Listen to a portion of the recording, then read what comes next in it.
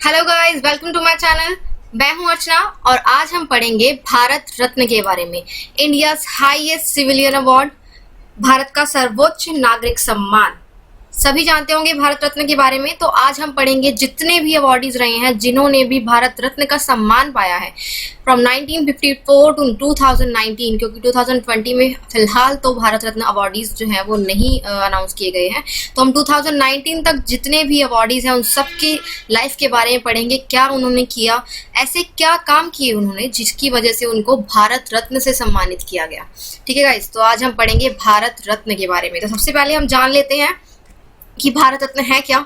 1954 में ये अनाउंसमेंट की गई कि भारत रत्न दिए जाएंगे और ये हमारे भारत का हाईएस्ट सिविलियन अवार्ड है, सर्वोच्च नागरिक सम्मान है। सिविलियन, नागरिक से आप जान जाएंगे कि जितने भी देश में नागरिक है, चाहे वो कोई भी नागरिक हो, वो इसको पा सकता है, इसको अचीव कर सकता है, लेकिन कुछ ऐसे काम करके जो हमारे देश की भलाई के लिए हो, मानवता के लिए हो, कला में हो, साहित्य में हो या फिर समाज सेवा में हो, तो वो इंसान जो है वो भारत रत्न को पा सकता है। हमारे भारत का हाईएस्ट अवार्ड है ये, और सबसे ज़्यादा अगर देखा जाए तो एक तरह से हमारे भारत का सबसे बड़ा सर्वोच्च सम्मान भारत रत्न माना जाता है। ठीक है, any person who is deserving can achieve this award. अब देखा जाए तो ये किस फील्ड में दिया जाता है? आर्ट, कला, लिटरेचर, साहित्य, सोशल सर्विस, समाज सेवा में ये दिया जाता है। लेकिन 2011 में एक और वर्ड एडिट किया गया, ह्यूमैनिटी, मानवता। कोई भी व्यक्ति जो मानवता के लिए काम करेगा, मानव विकास के लिए काम करेगा, वो भी भारत रत्न के लिए एलिजिबल होगा। तो अब 4 फील्ड में ये दिया जाता है, कला में, साहित्य में, समाज सेवा में और मानवता में। ठीक है गाइस, और ये बिल्कुल भी मैटर नहीं करता कि आप किस रेस से हैं, किस ऑक्यूपेशन से हैं, क्या पोजीशन है, क्या जेंडर है, किस कम्युनिटी के हैं, क्या धर्म है आपका, क्या जात है, आप किस कस्बे से हैं, कुछ भी मैटर नहीं करता। बस मैटर करता है कि आपने कुछ अच्छा काम किया हो, आप भारत के नागरिक हो। लेकिन यहाँ भी कुछ एग्जेम्पशंस रही हैं, कुछ कई बार ऐसा हुआ है, कई बार तो नहीं 2 बार ऐसा हुआ है कि उन लोगों को भारत रत्न दिया गया जो भारत के नागरिक नहीं रहे हैं, लेकिन फिर भी उन्होंने कुछ ऐसे काम किए जिसकी वजह से वो भारत रत्न के हकदार बने। अब देखा जाए तो भारत रत्न की जो रिकमेंडेशन है, यानी कि जो भारत रत्न अवार्डीज हैं, उनको नॉमिनेट किया जाता है by the prime minister of India, और आगे इनका जो नाम रिकमेंड भेजा जाता है टू प्रेसिडेंट, और प्रेसिडेंट ही हैं जो भारत रत्न अवार्डीज को इस अवार्ड से नवाजते हैं। और जो इनके गाइस, इसमें सबसे ज़्यादा एक इम्पॉर्टेंट बात यह है कि काफ़ी अवार्ड्स के बारे में आपने सुना होगा जिसके अंदर इतने लैक ऑफ अमाउंट मनी दी जाती है या ऐसा कुछ दिया जाता है, लेकिन भारत रत्न हमारे देश का ऐसा सम्मान है जिसके अंदर आपको 1 भी रुपया नहीं दिया जाता, लेकिन उस रुपये से भी लाख गुना बढ़कर वो सम्मान दिया जाता है। आप खुद ही सोचकर देखिए कि भारत रत्न, अगर आपको भारत रत्न मिल जाता है तो उसके आगे पैसे की क्या वैल्यू, आपको भारत का सर्वोच्च नागरिक का सम्मान मिल जाता है। ठीक है गाइस, एक सर्टिफिकेट मिलता है जिस पर हमारे प्रेसिडेंट के सिग्नेचर होते हैं, आपको एक मेडल दिया जाता है जो मैं आपको दिखा रही हूँ, ये है इसका मेडल। ठीक है गाइस, ये यहाँ पर ये पीपल के पत्ते की इसकी शेप होती है, नीचे ये देवनागरी लिपि में लिखा हुआ भारत रत्न, और यहाँ पर ये सूरज का चिन्ह होता है। इसके बैक साइड जो है हमारा जो नेशनल एम्बलम है जिसमें वो 4 शेर हैं वो छपे होते हैं, और नीचे लिखा होता है सत्यमेव जयते, सत्य की हमेशा जीत होती है। तो इससे बड़ा सम्मान और क्या होगा। और अगर ये देखा जाए तो ये क्यों इतना इम्पोर्टेंट है, मैं आपके इसके बारे में बताती हूँ। हमारे भारत की एक वरीयता सूची है जिसको हम order of precedence of India बोलते हैं, और इसके अंदर आपको, अगर आप जानते हो, सभी जानते हैं कि हमारे देश का जो प्रथम नागरिक होता है वो प्रेसिडेंट होता है, भारत का राष्ट्रपति हमारे देश का पहला नागरिक माना जाता है। और देश की वरीयता सूची में अगर देखा जाए तो सर्वोच्च जो पद हैं, यानी कि अगर इस वरीयता सूची को मैं आपको डिफाइन करूं तो देश के जितने भी सर्वोच्च पद हैं उसमें सबसे फर्स्ट रैंक जो है वो प्रेसिडेंट का होता है। और इसी लिस्ट के अंदर होल्डर्स ऑफ भारत रत्न भी आते हैं जिन्होंने भारत रत्न को प्राप्त किया है, भारत रत्न प्राप्तकर्ता। तो इससे बड़ी बात क्या होगी एक भारत रत्न प्राप्तकर्ता के लिए, कि वो देश की वरीयता सूची के अंदर 7वें नंबर पर आता है। फर्स्ट नंबर पर आते हैं हमारे प्रेसिडेंट, सेकंड नंबर पर आते हैं हमारे वाइस प्रेसिडेंट, उपराष्ट्रपति, थर्ड नंबर पर आते हैं हमारे प्राइम मिनिस्टर, प्रधानमंत्री, और 4th नंबर पर आते हैं गवर्नर ऑफ स्टेट्स, राज्यपाल, राज्यों के राज्यपाल। 5th नंबर पर आते हैं हमारे पूर्व राष्ट्रपति। देखिए मतलब काम भी कर चुके हैं, वो अपनी टेन्योर को खत्म भी कर चुके हैं और अब हमारे देश के राष्ट्रपति नहीं है, पहले रह चुके हैं, फिर भी वो हमारे देश की वरीयता सूची में 5वें नंबर पर आते हैं। 6th है chief justice of India CJI और 7th नंबर पर आते हैं होल्डर्स ऑफ भारत रत्न प्राप्तकर्ता। इसी लिस्ट में आते हैं cabinet ministers, chief ministers of state. तो कोई आम बात नहीं है, आप देश की वरीयता सूची में 7वें नंबर पर आ रहे हैं। तो ये तो रहा भारत रत्न के बारे में। और अब हम आगे बढ़ेंगे जितने भी अवॉर्डीज हैं जिन्होंने ये भारत रत्न को प्राप्त किया है उनके बारे में, ठीक है गाइस। तो अगर हम देखा जाए तो टोटल इस वक्त 48 टोटल, अगर 1954 से लेकर देखा जाए तो टोटल 48 लोग हैं जिनको भारत रत्न मिल चुका है। और इसमें से जो 16 है, इनमें से जो 16 है उनको मिला है मरणोपरांत, मतलब उनकी मृत्यु होने के बाद। देखिए मतलब वो काम तो बहुत ही अच्छे कर गए, लेकिन उनके जिंदा रहते वक्त उनकी कीमत नहीं रही। जब वो मर गए, जब उनकी मृत्यु हो गई, तो उनके बाद हमारे देश को उनकी कीमत का पता चला और तब उन्हें भारत रत्न से नवाजा गया, ठीक है। तो बहुत मतलब ऐसा होता है कि हमें उन लोगों की कीमत तब समझ नहीं आई जब उन लोगों ने हमारे देश के लिए इतना कुछ किया, लेकिन फिर भी काफी है कि उनको एटलीस्ट मरणोपरांत ये अवार्ड दे दिया गया। तो टोटल 48 है जिसके अंदर से 16 को मरणोपरांत दिया गया। और उसके अंदर से अगर 48 के अंदर से देखा जाए तो सिर्फ 5 महिलाएं हैं जिन्हें भारत रत्न मिला है, ठीक है गाइस। और इनके अंदर से 2 विदेशी हैं, जैसे मैंने अभी आपको बताया था कि एक्सेप्शंस रहे हैं कि 2 विदेशी हैं जो हमारे भारत के नागरिक नहीं रहे हैं, फिर भी उन्हें भारत रत्न से नवाजा गया है, ठीक है गाइस। तो आज हम इन्हीं लोगों के बारे में पढ़ेंगे। ये मेरी वीडियो का पार्ट 1 है और इसके अंदर मैं आपको कुछ अवार्डीज के बारे में पढ़ाऊंगी और बाकी की जो अवार्डीज हैं वो मेरी नेक्स्ट वीडियो में आपको बताऊंगी, ठीक है गाइस। तो चलिए स्टार्ट करते हैं। सबसे फर्स्ट नंबर पर जो हमारे अवार्डी हैं, और एक और बात गाइस जो हुई थी 1955 में ये डिसाइड किया गया कि ये मरणोपरांत भी दिए जाएंगे। 1955 में ये डिसाइड कर लिया गया था कि मतलब डेथ के बाद भी जो है वो भारत रत्न दिए जाएंगे।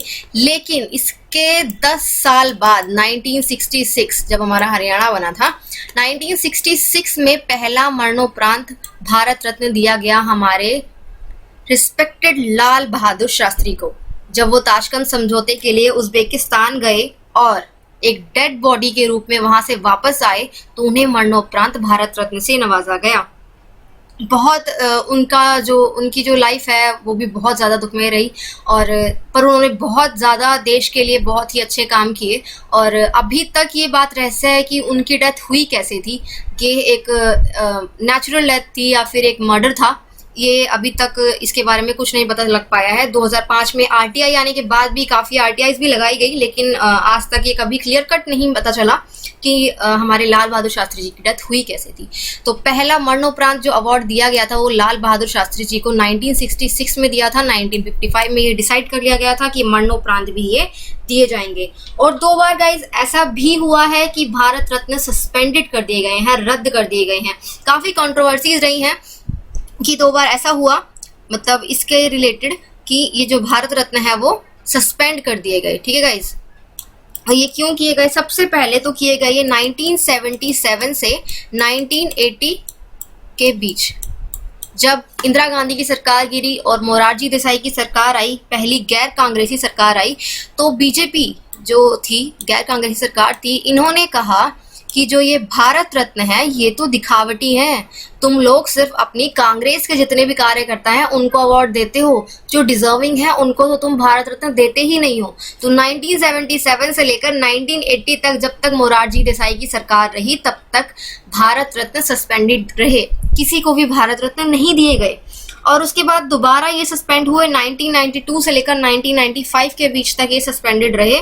क्यों? कारण क्या था कि जो 2 हाई कोर्ट थे, एक केरला हाई कोर्ट, ठीक है, एक केरला हाई कोर्ट था और दूसरा था MP Madhya Pradesh high court. इन कोर्ट्स में किसी बड़ी देखा जाए तो ग्रुप ऑफ ऑर्गेनाइजेशंस थी, कुछ लोगों ने मिलकर ये याचिका डाल दी, एक जनहित याचिका। अब जनहित याचिका के बारे में अगर आपने सुना होगा तो PIL जिसे हम कहते हैं पब्लिक इंटरेस्ट लिटिगेशन, इस इन्होंने मतलब ये देखा जाए ना, पब्लिक जो इंटरेस्ट लिटिगेशन होती है PIL होती है, इसे आप, मैं, कोई भी व्यक्ति डाल सकता है। अगर आपको लगता है कि जनता के हित में कोई काम नहीं हो रहा है तो आप PIL किसी भी कोर्ट में, इंडिया के किसी भी कोर्ट में डाल सकते हैं। तो उस टाइम ये PIL डाली गई और उन्होंने ये अपील याचिका दी कि ये मतलब जो ये भारत रत्न है इसकी कोई कॉन्स्टिट्यूशनल वैलिडिटी तो है ही नहीं। अब देखा जाए, अगर हमारे आर्टिकल 18 में देखा जाए, आपने अगर पढ़ा होगा संविधान, तो उसमें लिखा है उपाधियों का अंत। आर्टिकल जो 18 है वो उपाधियों के अंत की बात करता है। और इससे लोगों के मन में क्या आता है कि अगर आप किसी को उपाधियां दे रहे हैं, आप किसी को भारत रत्न दे रहे हैं, तो मतलब वो इंसान जिसको भारत रत्न मिल रहा है वो तो हमसे ऊंचा है और हम नीचे हो गए। तो इस तरह की, मतलब एक तरह से देखा जाए तो ये लोगों में एक भावना होती है, तो जिसकी वजह से उन लोगों ने कहा कि इसको खत्म करो, भारत में नहीं दिए जाने चाहिए। और ये केस काफ़ी लंबा चला, 1992 से लेकर 1995 के बीच। और उसके बाद 1995 में सुप्रीम कोर्ट ने अपने जो है, मतलब 2-2.5 साल ये केस चलता रहा और सुप्रीम कोर्ट ने ये कहा कि ये उपाधियां नहीं हैं, ये उपाधियों से अलग है, ये एक सम्मान है लोगों को मोटिवेट करने के लिए, ताकि वो आगे जाकर और भी इन फील्ड में अच्छा काम करें, कला साहित्य, समाज सेवा और मानवता के लिए कुछ अच्छा काम करें, उसके लिए दिया जाना वाला एक सम्मान है, एक मोटिवेशन है, कोई उपाधि नहीं है। तो इस तरह से कहकर ये केस खत्म हुआ और 1995 में तक तो ये रद्द रहे और फिर उसके बाद दोबारा इनको शुरू किया गया। तो इस तरह से 2 बार ऐसा हुआ है कि ये नहीं भी मिले। और सबसे इम्पोर्टेंट चीज़ ये है कि देखा, अब एक और बात बताऊं मैं आपको, तो इसके एक, मतलब हर साल जो है ये अवार्ड जो दिए जाते हैं और हर साल 1 साल के अंदर मैक्सिमम 3 लोगों को ये अवार्ड दिए जाते हैं। ठीक है, मैक्सिमम 3 होते हैं और मिनिमम 1 होता है। तो लेकिन कई बार इसके भी एक्सेप्शंस रहे हैं। एक बार ऐसा हुआ है कि 1 साल में 4 लोगों को ये अवार्ड मिला, तो उसके बारे में आपको बताऊंगी। जब 1999 में अमर्त्य सेन जो 4th रहे, उनको भी भारत रत्न दिया गया। 1998 में वो नोबेल लेकर आए थे हमारे देश के लिए इकोनॉमिक्स में। तो चलेगा, अब हम शुरू करते हैं आगे सारे अवार्डीज के बारे में। सी राजगोपालाचारी, चक्रवर्ती राजगोपालाचारी, इनका जन्म हुआ था 10 दिसंबर 1878 को थोरापल्ली अग्राहम में और इनकी डेथ हुई थी चेन्नई में। इंडियन पॉलिटिशियन रहे हैं, बहुत बड़े इंडिपेंडेंस एक्टिविस्ट रहे हैं और आज़ाद भारत के पहले गवर्नर भी रहे हैं। जब लॉर्ड माउंटबेटन के बाद जो हमारे आज़ाद भारत के पहले गवर्नर बनाए गए वो थे सी राजगोपालाचारी, चक्रवर्ती राजगोपालाचारी। 1944 में राजगोपालाचारी का एक फॉर्मूला आया था और उसके बेसिस पर यह किया गया था कि जो भारत है, इंडिया है और जो पाकिस्तान है, उनके बॉर्डर्स की बात की गई थी, एक बेसिक बताया गया था और उसको वो जो फॉर्मूला था वो था राजगोपालाचारी फॉर्मूला। इन्होंने अपने फॉर्मूले में ये बताया था कि किस तरह से भारत और पाकिस्तान की सीमाएं अलग होंगी और इसमें इस जो फॉर्मूले पर जो सिग्नेचर किए थे वो गांधी जी ने सिग्नेचर किए थे। तो काफ़ी लोग ये सोचते हैं कि हाँ, इसमें गांधी जी का बहुत बड़ा हाथ था कि इन्होंने भारत और पाकिस्तान को अलग किया। गाइस, देखा जाए तो गलती किसी की नहीं थी। उस वक्त अगर आप लोग भी होते तो शायद आप लोग उस वक्त सिचुएशन को समझते। सिचुएशन ही ऐसी थी कि भारत और पाकिस्तान को अलग होना ही पड़ा, वरना हमेशा ये लड़ाइयाँ चलती रहती मुस्लिम और हिंदूज के बीच में। जो अच्छे मुस्लिम्स थे, जो रहना चाहते थे हमारे भारत में, काफ़ी उनमें से ऐसे थे जो रहना चाहते थे, कहते थे कि भारत और पाकिस्तान की सीमाएं अलग मत करो। वो हमारे इंडिया में ही रहे और जो पाकिस्तान, काफ़ी जो कट्टर मुस्लिम थे जो पाकिस्तान जाना चाहते थे वो पाकिस्तान में हो गए। तो कोई ऐसा नहीं है कि किसी एक का इसमें हाथ रहा है। काफ़ी लोगों ने जोर डाला कि हमें अलग पाकिस्तान बनाना है, अलग देश बनाना है और दंगेबाजी को रोकने के लिए ये सब चीज़ें की गई। तो यही इनका एक बेसिक फॉर्मूला था, राजगोपालाचारी फॉर्मूला। एक्टिव मेंबर रहे हैं कांग्रेस के और सबसे बड़ी हस्ती रही है हमारे भारत के पहले जो है पहले क्या फर्स्ट और लास्ट इंडियन गवर्नर जनरल रहे हैं। अब देखा जाए तो गवर्नर जनरल, तो ये गवर्नर रहे हमारे भारत के।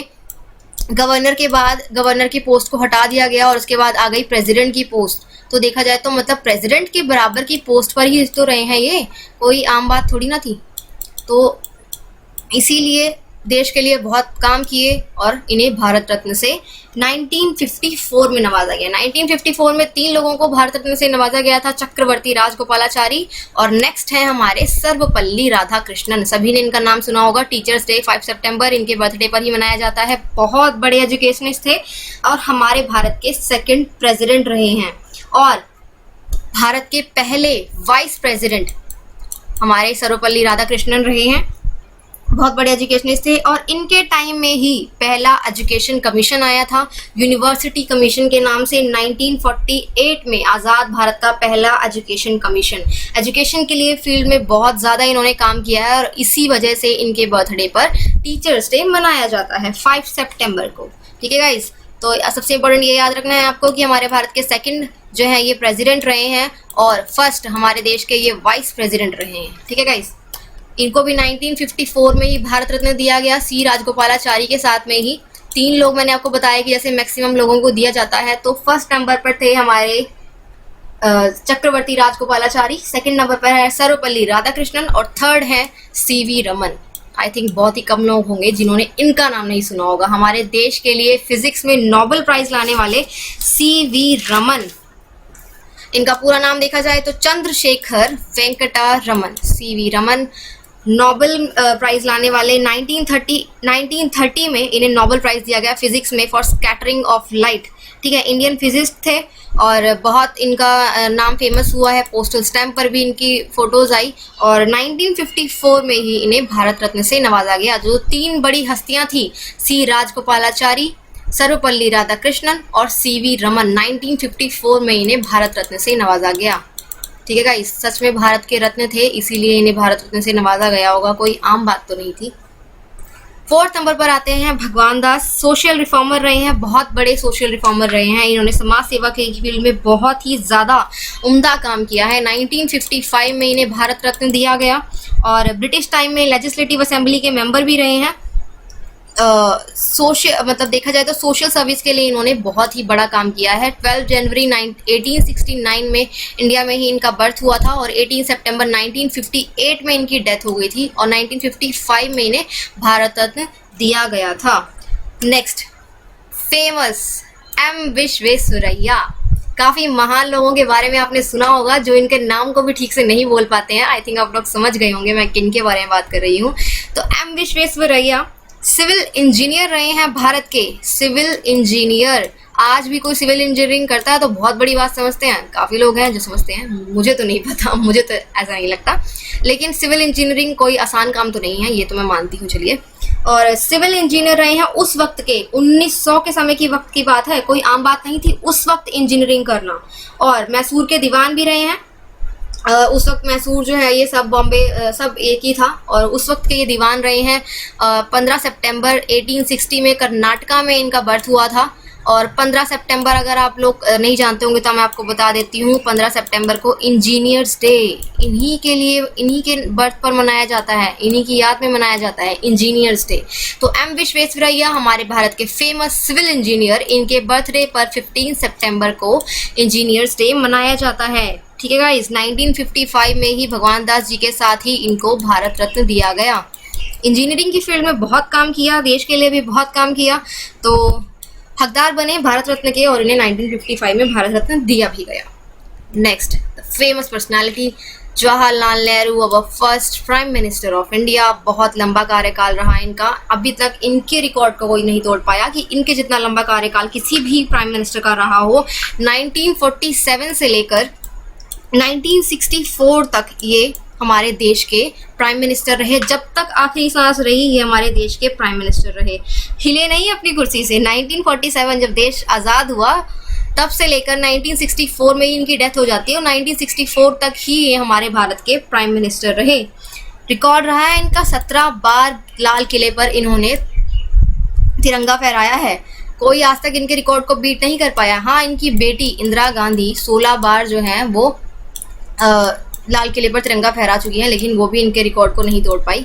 तो 17 बार भारत के लाल किले पर तिरंगा फहराने वाले हमारे जवाहरलाल नेहरू, बहुत कुछ किया इन्होंने भी देश के विकास में। काफ़ी लोग इनके बारे में भी कई बार गलत बोलते हैं, करप्ट थे, जो भी थे, लेकिन गाइज आप लोग नहीं समझ पाएंगे कि उस वक्त इन लोगों ने क्या क्या नहीं किया। इन्होंने आज जैसी भी हो कांग्रेस पार्टी, मैं एक पर्टिकुलर पार्टी की बात नहीं कर रही हूँ, लेकिन आज जो भी हाल हो किसी भी पार्टी का, लेकिन उस वक्त देश की नींव को, देश की जड़ों को मजबूत बनाने के लिए जो काम किया है ना, वो कांग्रेस ने किया है। उस वक्त की शानदार, फेमस और मजबूत पार्टी रही है कांग्रेस की, बहुत बहुमत से सरकार बनाई इन लोगों ने।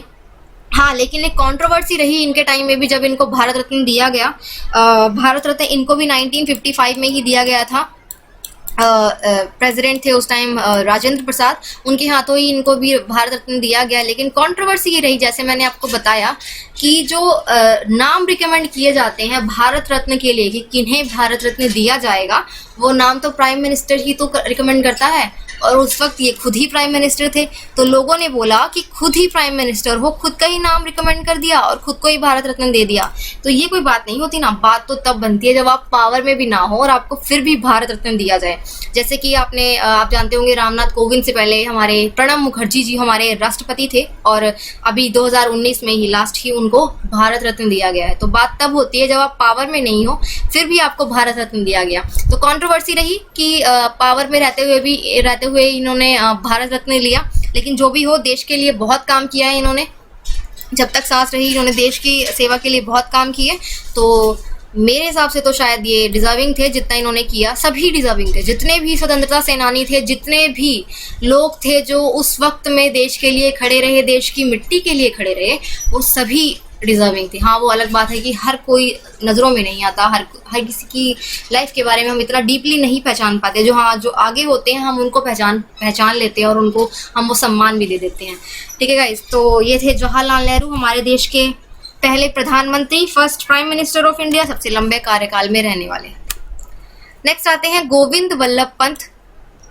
गोविंद वल्लभ पंत, अगर आपने साइमन कमीशन का नाम सुना हो, 1928 में आया था ना। 1928 में जब हमारे लाला लाजपत राय को बहुत लाठियों की वजह से, साइमन कमीशन की वजह के टाइम में बहुत उनको चोटें आई थी, तो उस टाइम इनको भी बहुत चोटें आई थी। ये भी उस वक्त उसी भीड़ में थे जब साइमन कमीशन का विरोध किया जा रहा था। तो उस लाठीचार्ज में गोविंद वल्लभ पंत जी को भी बहुत चोटें आई थी। यूपी के एक्टिव लीडर रहे हैं 1937 में। अगर आपको पता हो तो 1937 में पहली बार जो है इलेक्शंस किए गए थे, जब कांग्रेस बहुमत से आई थी। कांग्रेस को काफ़ी एरियाज में कांग्रेस आई थी। तो उस वक्त यूपी के जो हेड बनाए गए थे वो थे गोविंद वल्लभ पंत। ठीक है, वहाँ के मुखिया बनाए गए थे, यूनियन मिनिस्ट्री में भी आए और यूपी के पहले सीएम भी बने। तो first CM of UP Govind Vallabh Pant. उस वक्त इनका जन्म हुआ था 10 सितंबर 1887 को अल्मोड़ा में।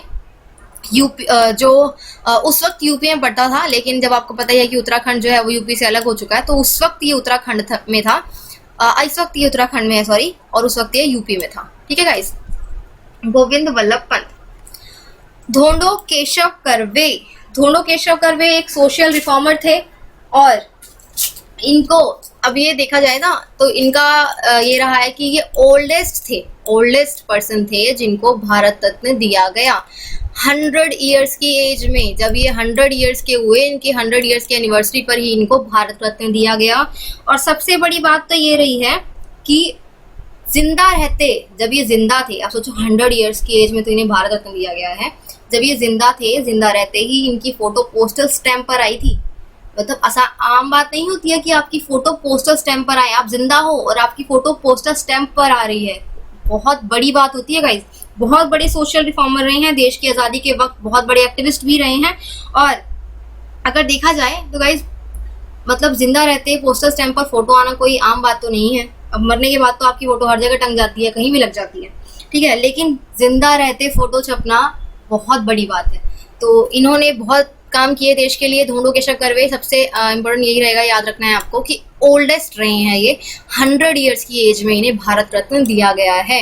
देखिए, आपको इनके नाम नहीं याद करने, आपको मतलब चलिए मैं आपको ये कह रही हूँ कि आप ये नहीं कह रही हूँ कि आप 48 लोगों को याद कर लीजिए, इनके बारे में एक एक चीज़ याद कर लीजिए। लेकिन बाय चांस पेपर में ऐसा क्वेश्चन आ जाता है कि हाँ, इनमें से किसको भारत रत्न दिया गया है या नहीं दिया गया है, तो आपको उस वक्त ना जरूर याद आएगा कि हाँ, इनका नाम तो मैंने पढ़ा था, इनका नाम तो मैंने उस वीडियो में पढ़ा था कि हाँ, ये इनको भारत रत्न दिया गया है, इनको नहीं दिया गया है। तो इससे मतलब एक आपके दिमाग में एक बन जाएगा कि हाँ, इतने लोगों को भारत रत्न दिया गया है और मुझे इनके नाम का थोड़ा बहुत तो अंदाजा है। अगर आपके आगे 4 नाम रख दिए जाएं तो आप उनमें से पहचान जाएंगे कि कितनों को भारत रत्न दिया गया है उनमें से और किसको नहीं दिया गया है। ठीक है गाइस, धोंडो केशव कर्वे ओल्डेस्ट रहे हैं, 100 ईयर्स की एज में इन्हें भारत रत्न दिया गया। 18 अप्रैल 1858 दापोली महाराष्ट्र में इनका बर्थ हुआ था और महाराष्ट्र पुणे में ही इनकी 1962 में डेथ हो गई और 1958 में इन्हें भारत रत्न दिया गया था। ठीक है गाइस, 1958 में इन्हें भारत रत्न दिया गया, धोंडो केशव कर्वे। ठीक है गाइस, फिर आते हैं बिधान चंद्र रॉय। विधान कह लीजिए चाहे विधान कह लीजिए, बंगाल से थे ये, बंगाल साइड से ही पड़ता है। उस टाइम सब मिक्स ही था, ये एक साथ था, सारा बंगाल ही था, पटना बिहार जो हम कहते हैं अब। विधान हम लोग अपने नॉर्थ इंडियन लैंग्वेज में विधान कहेंगे, लेकिन आप अगर बंगाल साइड जाएं तो वहां पर व को ब कहा जाता है, तो इसलिए विधान चंद्र रॉय फिजिशियन थे, डॉक्टर थे, बहुत बड़े, मानवता के लिए बहुत बड़ा काम किया, बहुत फेमस डॉक्टर रहे हैं अपने टाइम के। 1961 में इन्हें भारत रत्न दिया गया था और फेमस डॉक्टर थे। इनके बर्थडे पर 1 जुलाई को ही डॉक्टर्स डे मनाया जाता है, डॉक्टर्स डे, इनके बर्थ पर ही। विधान चंद्र रॉय, क्वेश्चन पूछा जाए एग्जाम में कि हाँ जी बताइए 1 जुलाई को डॉक्टर्स डे किन की याद में मनाया जाता है, तो famous physician doctor Bidhan Chandra Roy के की याद में ही ये मनाया जाता है। इन्हें modern maker of West Bengal कहा जाता है, modern maker of West Bengal, West Bengal के पहले सीएम भी रहे हैं ये, ठीक है गाइज। तो वेस्ट बंगाल से इनका रिलेशन है। रॉय से आप याद करिए, मोस्टली जो रॉय बॉस वगैरह सारे होते हैं ना, ये बंगाल साइड के होते हैं, ठीक है। अब देखा जाए ना गाइज, तो मैंने जितने भी अभी तक आप लोग पढ़ रहे होंगे ना, मोस्टली शिक्षा से रिलेटेड है। अगर शिक्षा की बात की जाए ना, तो शिक्षा ही एक ऐसी चीज है जो समाज को बदलती है। शिक्षा इंसान को काबिल बनाती है, सोचने के लायक बनाती है, तर्क करना सिखाती है, और सबसे बड़ी बात, हमें जानवरों से अलग बनाती है। अगर आप देखा जाए फिजिकली, आप खुद को देखिए, फिजिकली अगर आप इंसान को देखें तो इंसान बड़े बड़े हाथी, घोड़े और ये जो जितने भी बड़े बड़े जानवर हैं, इनसे फिजिकली बहुत कमज़ोर है। लेकिन हम इंसानों को जानवरों से जो चीज़ अलग बनाती है ना, वो है हमारी intellectual property. Intellectual property means हमारा जो दिमाग है, हमारी बुद्धि है। बुद्धि से इन मानव ने सभी को जीत लिया, इस संसार को जीत लिया। तो हम अपनी इस बुद्धि से बड़े जानवर को भी काबू कर सकते हैं। तो ये बुद्धि कब काम करती है, बुद्धि का सही यूज कब होता है, जब हम शिक्षित होते हैं। तो सबसे जरूरी है गाइस एजुकेशन। जितना हमारा देश शिक्षित होगा, जितना हमारा देश एजुकेशन के लिए काम करेगा, मेरा तो मानना ये है कि अगर आप एजुकेशन सिस्टम पर अच्छा काम कर रहे हैं, हमारा देश शिक्षित हो रहा है, देश का हर युवा शिक्षित हो रहा है, तो हमारा देश खुद विकास करेगा, ठीक है। शिक्षा इस समाज को बदल देती है, आपके सोचने के नज़रिए को बदल देती है। पता है जब हम इन बड़ी बड़ी पर्सनालिटीज़ के बारे में पढ़ते हैं ना, कि हाँ इन्हें भारत रत्न दिया गया, तो हमें खुद एक मोटिवेशन फील होता है कि यार इन्होंने कितना काम किया हमारे देश के लिए। ये भी तो हम जैसे ही थे ना, जैसे हम इंसान है वैसे ही तो थे ये, फिर भी इन्होंने हमारे देश के लिए कितना कुछ किया, तो हम क्यों नहीं कर सकते। हम लोग बस अपना घरों में बैठे हैं, आराम से खा पी रहे हैं, मौज कर रहे हैं, लेकिन इन्होंने सोचिए, इन्होंने उस वक्त हमारे देश के लिए कितना कुछ किया, तो हम भी कर सकते हैं ना। कैसे होंगे, जब हम शिक्षित होंगे, जब हमें इस दुनिया के बारे में कुछ ज्ञान होगा, जब हम जानेंगे, लोगों से तर्क कर पाएंगे, ठीक है। कोई आपको सामने से कुछ, अगर सोचिए अगर आप शिक्षित नहीं है, आप किसी चीज के बारे में जानते ही नहीं, और सामने से कोई भी इंसान आपको किसी भी चीज के बारे में बोले जा रहा है, तो जब आप कुछ जानते ही नहीं है तो आप उससे तर्क कैसे कर पाएंगे। आप तो उसकी हाँ में हाँ मिलाएंगे ना। और अगर आप शिक्षित हैं, आपको ज्ञान है, आप जानते हैं किसी चीज के बारे में, तो अगर उसने सामने से एक बात कही तो आप उसके तर्क रखेंगे कि आपने ये कैसे कहा, ये तो गलत है, ठीक है। मेरे हिसाब से, मैंने जितना पढ़ा है मैं तो आपको ये बताता हूँ।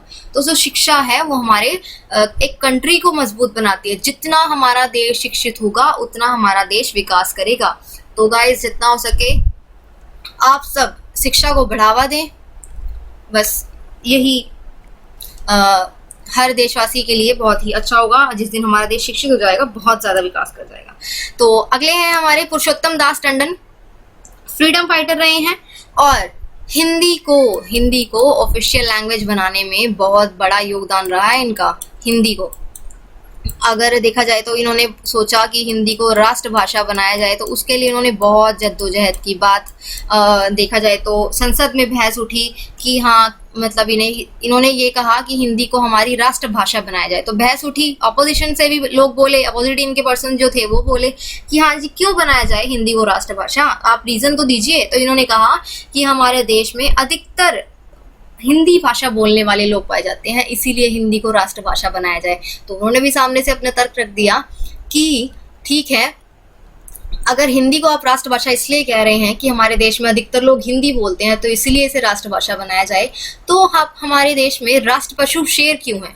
उस वक्त जो है ना, हमारा राष्ट्र पशु शेर था, अब हमें बाघ बना दिया गया, लेकिन उस टाइम शेर था। तो उन्होंने कहा कि हमारे देश में शेर थोड़ी ना ज्यादा है, हमारे देश में तो कुत्ते सबसे ज्यादा हैं, तो कुत्तों को राष्ट्र पशु बनाया जाए। तो वहां से इनके तर्क कट गया। फिर उन्होंने कहा कि आप मोर कहते हैं ना, हमारे देश का राष्ट्र पशु मोर है, लेकिन मोर तो हर जगह नहीं पाए जाते ना। आप कौवे देखिए, आप कौवे आपको हर जगह मिलेंगे, तो राष्ट्र पक्षी कौवे को बनाया जाए। तो उस हिसाब से उस कारण क्या हुआ कि इनकी दलील कट गई कि हाँ, हिंदी को राष्ट्रभाषा बनाया जाए। वैसे भी गाइज हमारे जो देखा जाए ना, तो नॉर्थ इंडिया में हिंदी बहुत यूज की जाती है अगर हमारे भारत के हिस्से की बात की जाए, लेकिन जो हमारा जो साउथ है ना, साउथ इंडिया, वहां पर तो लोग हिंदी जानते ही नहीं है। जैसे कि केरला, तमिलनाडु, इस साइड लोग तो बिल्कुल भी नहीं जानते हिंदी। अगर आप केरला साइड की बात करें ना, तो मोस्टली लोग या तो अपनी लैंग्वेजेस बोलेंगे, जो साउथ इंडियन लैंग्वेजेस हैं जितनी भी हैं, ये तेलुगु, मलयालम वगैरह वगैरह, लेकिन काफी लोग ऐसे हैं जो इंग्लिश लैंग्वेज यूज करते हैं, हिंदी कहीं यूज नहीं की जाती। तो हम हिंदी को इसलिए, ये हिंदी को राष्ट्रभाषा तो नहीं बना पाए, लेकिन राजभाषा बन गई हमारी हिंदी, ठीक है, राष्ट्रभाषा नहीं बनी।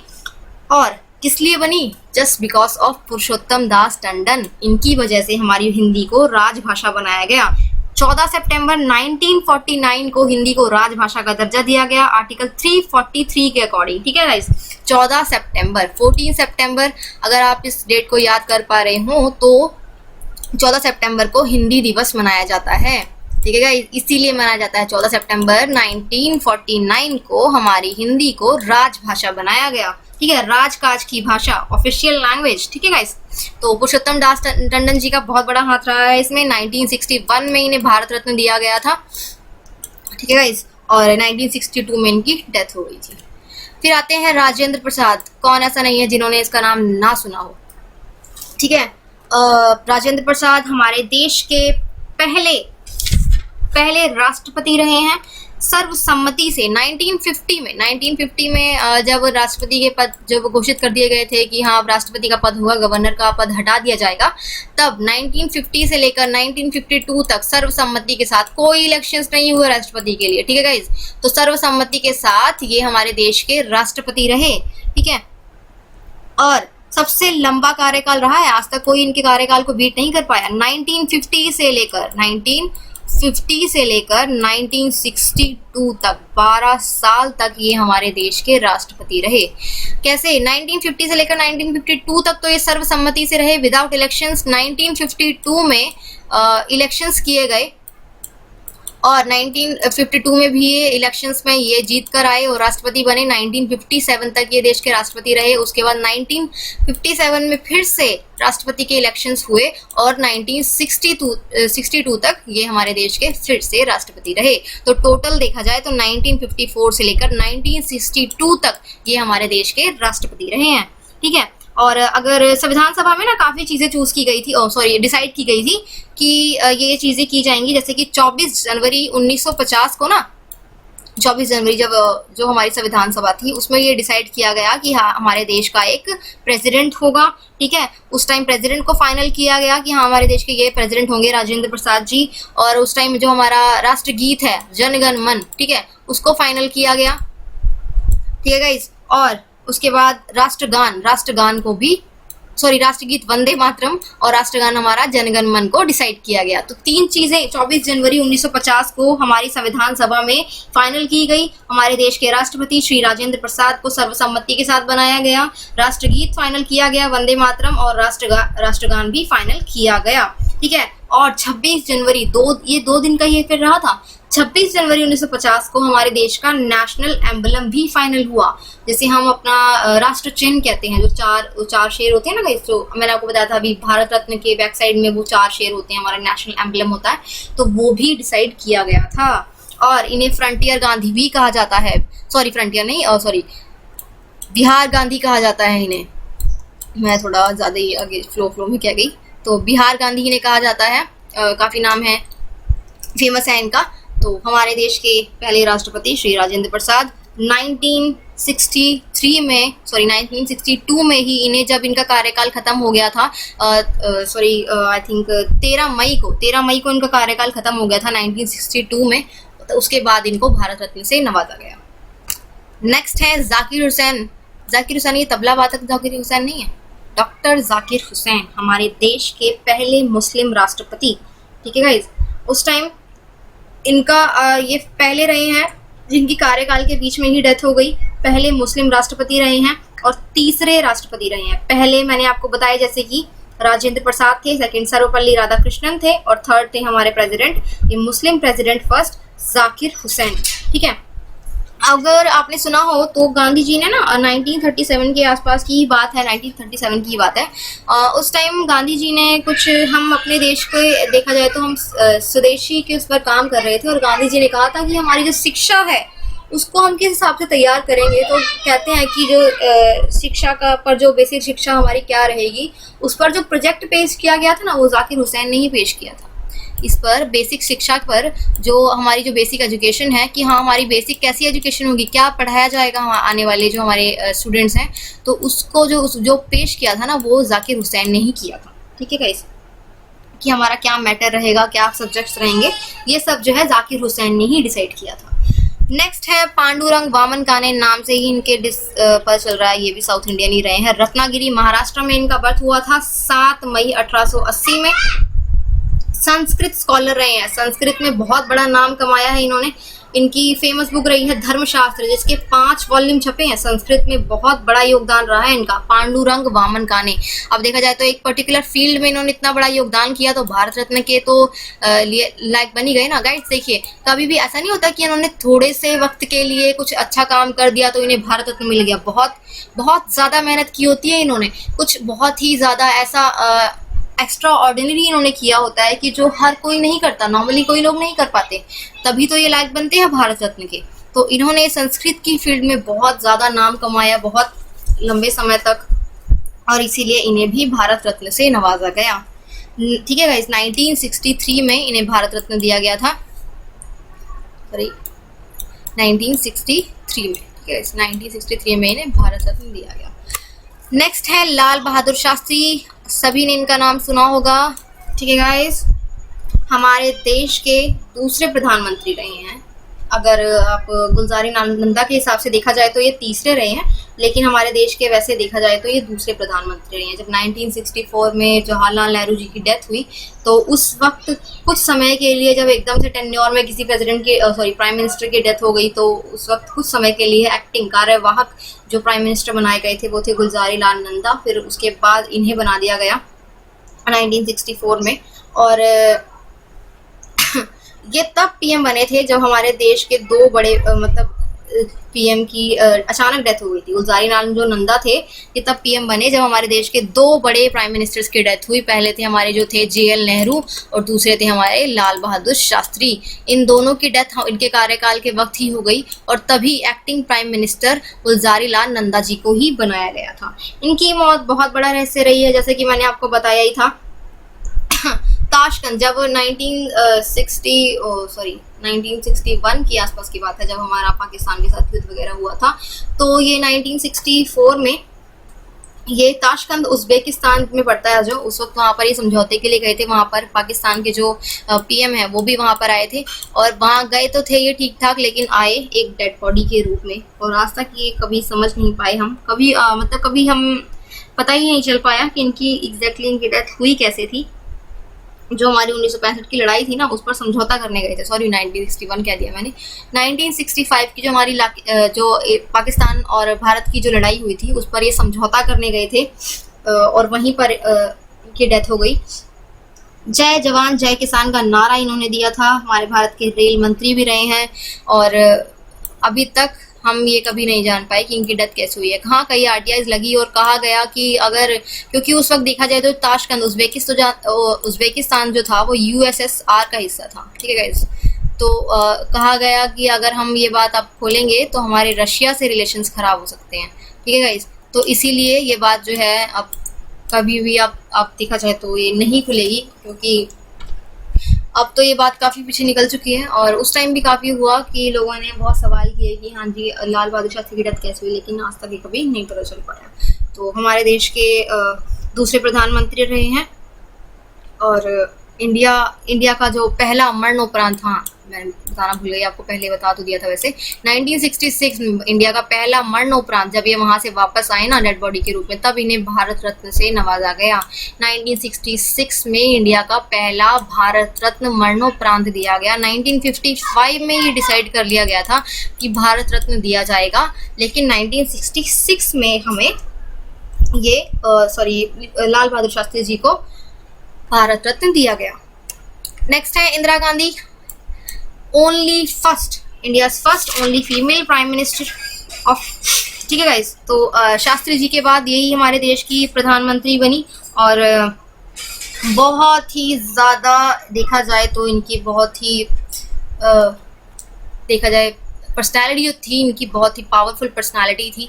आज तक कोई अभी तक हमें आज तक कोई लेडी अभी तक देखा जाए तो ऐसी नज़र नहीं आई है कि जो हमें लगे कि हाँ ये अब प्राइम मिनिस्टर बन सकती हैं हमारे देश की। बहुत पावरफुल पर्सनालिटी रही है इनके टाइम में, और काफ़ी सारी कंट्रोवर्सीज भी हुई इनके टाइम में। सेम इनकी टाइम में जो इनकी कंट्रोवर्सी जो इनके फादर के टाइम में हुई थी, पंडित जवाहरलाल नेहरू के टाइम में, कि हाँ पीएम है और खुद ही भारत रत्न ले लिया, यही कंट्रोवर्सी इनके टाइम में भी हुई। जब ये अपने टेन्योर में काम कर रही थी, जब ये पावर में थी, तभी इनको भारत रत्न दिया गया। तो इनके ऊपर भी ये कंट्रोवर्सी आई कि हाँ खुद ही प्राइम मिनिस्टर है और खुद ही इन्होंने भारत रत्न ले लिया। तो इनके ऊपर भी ये आरोप लगे। और कुछ ये आरोप भी लगे थे कि 1971 के इलेक्शंस के बारे में इनके ऊपर कुछ आरोप लगाए गए थे, और उसके बाद ये फैसला आया कि इंदिरा गांधी जी ने गड़बड़ की है, जिसकी वजह से इन्होंने 1975 में इमरजेंसी लगा दी, और 1977 तक वो इमरजेंसी लगी रही थी। 2 साल तक सबसे लंबी इमरजेंसी उस टाइम लगी थी इंदिरा गांधी जी के टाइम में। और उसके बाद इनकी सरकार गिरी, और उसके बाद आई 1977 से लेकर 1980 तक मोरारजी देसाई की सरकार। उसके बाद 1980 में फिर से इंदिरा गांधी जी की सरकार आई, और 84 में 31 आई थिंक पता नहीं जनवरी था क्या था, शायद जनवरी था, 31 जनवरी 1984 में इनका मर्डर कर दिया गया इनके खुद के ही बॉडीगार्ड्स ने, क्योंकि उस टाइम सिख दंगे बहुत चल रहे थे, और सिख जो थे वो इनसे बहुत नाराज थे। कुछ ऐसी कंट्रोवर्सीज थी उस टाइम भी, तो उसकी वजह से ही इनका मर्डर कर दिया गया था इनके ही बॉडीगार्ड्स के द्वारा 31 जनवरी 1984 को। तो इन्हें भी भारत रत्न से नवाजा गया, लेकिन बहुत डिजर्विंग थी, बहुत कुछ किया इन्होंने भी देश के लिए। कुछ खामियां रही हैं, कुछ खूबियां भी रही हैं, लेकिन हर इंसान कोई परफेक्ट नहीं होता ना, जैसे कि आप जानते हैं परफेक्ट तो कोई भी नहीं होता। तो खामियां भी रही, खूबियां भी रही, और उन खूबियों के बेस पर ही इनको भारत रत्न दिया गया। अब ये इन्होंने खुद रिकमेंड किया या जो भी था, लेकिन भारत रत्न तो मिला, तो उस लिस्ट में तो ये आती हैं। फुल नेम था इनका इंदिरा प्रियदर्शनी नेहरू, इनके पति थे फिरोज गांधी। 1971 में इनको भारत रत्न दिया गया था। ये गाइस, उसके बाद आते हैं वी गिरी, वराहगिरी वेंकटागिरी। ठीक है गाइस, इनका बर्थ हुआ था 10 अगस्त 1894 में, और इनकी डेथ हुई थी चेन्नई में। वी गिरी वेंकट वराहगिरी ये हमारे देश के 4th प्रेसिडेंट रहे हैं, और पहले एक्टिंग प्रेसिडेंट भी रहे हैं। जब जाकिर हुसैन, जो मैंने अभी आपको बताया था, जो 3rd प्रेसिडेंट रहे थे, उनके कार्यकाल में ही जब डेथ हो गई, तो उस टाइम एक्टिंग जो प्रेसिडेंट बनाए गए थे वो थे वी गिरी। ठीक है गाइस, 1975 में इनको भारत रत्न दिया गया था। 1975, सॉरी ये 4 बन गया, 1975 में वेंकट वराहगिरी जी को भारत रत्न दिया गया। हमारे देश के 4th प्रेसिडेंट रहे, पहले कार्यवाहक राष्ट्रपति रहे। के कामराज 15 जुलाई 1903 विरुधुनगर में इनका बर्थ हुआ था। नेशनल मूवमेंट में इन्होंने बहुत ज़्यादा काम किया है। हमारे जो जितने भी जो राष्ट्रीय आंदोलन रहे हैं उनमें बहुत एक एक्टिव मेंबर के रूप में, एक एक्टिव लीडर के रूप में ये आगे आए हैं, और बहुत ही ज़्यादा इन्होंने बढ़ चढ़ कर काम किया, और इस वजह से इन्हें भी भारत रत्न दिया गया। लास्ट वन है मदर टेरेसा। मेरी वीडियो के आज लास्ट अवॉर्डी के बारे में आपको पढ़ा रही हूँ, मदर टेरेसा के बारे में। इसके बाद जो नेक्स्ट अवॉर्डी हैं उनके जितने भी रेस्ट हैं उनके बारे में मैं आपको सेकंड वीडियो में पढ़ाऊंगी। तो लास्ट है मदर टेरेसा। स्कोप्जे में इनका जन्म हुआ था, नॉर्थ मैसेडोनिया में पड़ता है। इनकी जो डेथ हुई थी वो हमारे इंडिया के कोलकाता वेस्ट बंगाल में ही हुई थी। स्कोप्जे में जब ये जन्मी, उसके बाद ये कुछ समय जब ये 18 साल या 19 साल की थी तब ये आयरलैंड चली गई, और वहां से ये इंडिया आई। और जब ये इंडिया में वेस्ट बंगाल में आई, इन्होंने लोगों के लिए काम करना शुरू किया। और देखा जाए तो ये जो थी ईसाई धर्म से रिलेटेड थी। इन्होंने जो जितने भी बीमार लोग थे, जैसे किसी को टीबी था, कैंसर था, कैसी जो बीमारियों वाले लोग थे, उनकी मदद के लिए इन्होंने संस्थाएं खोली, स्कूल चलाए, ठीक है, अनाथालय चलाए, डिस्पेंसरी चलाई, ठीक है, मिशनरीज वगैरह चलाई। तो इन्होंने बहुत ही ज़्यादा सोशल वर्क के लिए काम किया, ठीक है, सोशल वर्क बहुत किया, और उसी के लिए इन्हें भारत रत्न से नवाजा गया। 5 सितंबर 1997 में कोलकाता में इनकी डेथ हो गई थी, और 1980 में इन्हें भारत रत्न से नवाजा गया था। 1980 में मदर टेरेसा, सभी ने इनका नाम सुना होगा। तो थैंक यू गाइज, आज मैंने आपको इतने बॉडीज के बारे में पढ़ाया। मेरी नेक्स्ट वीडियो कुछ ही दिन में आ जाएगी और जिसमें मैं आपको बाकी के बॉडीज के बारे में समझाऊंगी। तो ओके गाइज, गुड नाइट।